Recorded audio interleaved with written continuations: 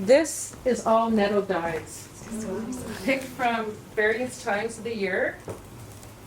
The plants that I work mostly with have been nettle and hedge nettle. They're two of my favorites. I kind of want to focus on something until I really get to know it.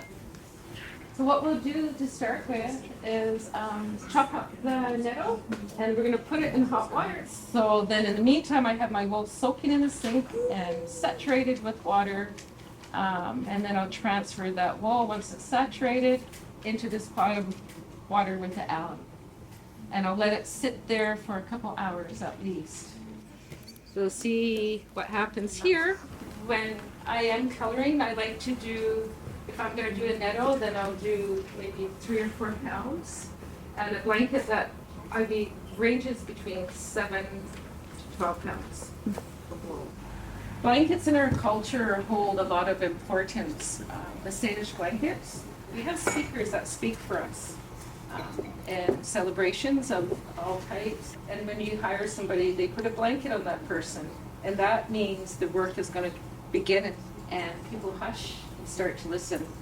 The loom that I use is wooden. It's a traditional style loom.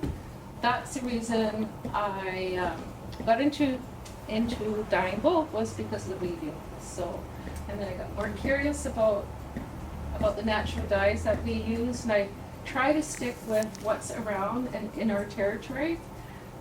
Tree barks are great. They have different variations. The alder gives a nice bright yellow.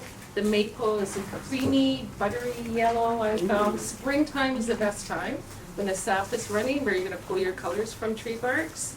For me, it is nettle. That's my spiritual plant. And I think of it being spiritual because it's such a great protector, with its spines coming up. And then it nourishes you, through its leaves and gives you so much nourishment. I try to use the nettle in all my weavings, the nettle color, and I use it in my teas and in my prayers. I don't touch my weaving without prayer, meditation, and a good mind.